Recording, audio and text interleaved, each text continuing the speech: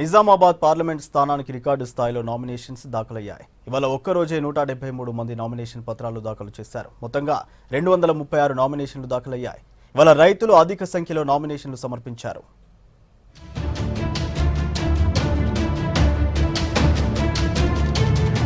Nizamabad parliament స్థానానికి గతంలో ఎన్నడూ లేని విధంగా అత్యధికంగా నామినేషన్లు దాఖలయ్యాయి.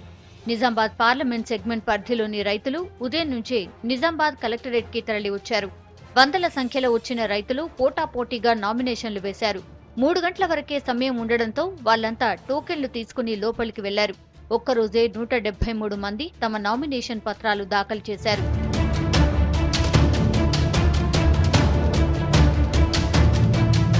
కాంగ్రెస్ బీజేపీ అభ్యర్థులు మధు యాష్కి, అరవింద్ తమ పార్టీ నేతలతో కలిసి నామినేషన్ పత్రాలు దాఖలు చేయగా, తెరాస అభ్యర్థి కవిత తరఫున ఆ పార్టీ నేతలు నామినేషన్ పత్రాలు రిటర్నింగ్ అధికారికి సమర్పించారు. ఇవి కాక మిగతావన్నీ రైతుల నామినేషన్లే. గత శనివారం వరకు 63 నామినేషన్లు రాగా ఇవాళ 173 నామినేషన్లు దాఖలయ్యాయి. దీంతో సెగ్మెంట్ పరిధిలో మొత్తం 236 నామినేషన్లు ఫైల్ అయ్యాయి. సెగ్మెంట్ పరిధిలోని జగిత్యాల, కొరుట్ల, బాల్కొండ, ఆర్మూర్ నియోజకవర్గాల రైతులు ఎక్కువ సంఖ్యలో నామినేషన్లు దాఖలు చేశారు. వీరికి సంఘీభావంగా ఆయా ప్రాంతాల నాయకులు కూడా తరలి వచ్చారు.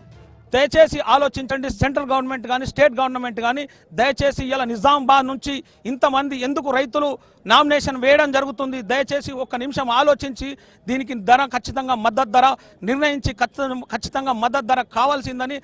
మాజీ ఎంపీ కవిత గత 5 ఏళ్లుగా రైతుల సమస్యలు పరిష్కరించడంలో విఫలమయ్యారని, పసుపు బోర్డు ఏర్పాటులో నిర్లక్ష్యం వహించారని రైతులు ఆరోపించారు. కష్టపడి పంటలు పండించిన రైతులకు సరైన గిట్టుబాటు ధర ఇవ్వని ప్రభుత్వాలను ప్రజలు నమ్మరని రాష్ట్ర మహిళా కాంగ్రెస్ అధ్యక్షురాలు నేరెళ్ల శారద అన్నారు.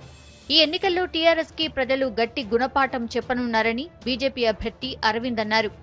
వాళ్ళకి ఒకటే సూటి ప్రశ్న, 16 ఎంపీలు గెలిపిస్తే దేశంలో చక్రం తిప్పుతాము అనేటువంటి కేసీఆర్ గారు 5 సంవత్సరాలలో ఈ రైతులందరూ ఆత్మహత్యలు చేసుకుంటుంటే వాళ్ళ గోడు వెళ్ళబోసుకుంటుంటే మీకు అది కంటికి కనబడలేదా?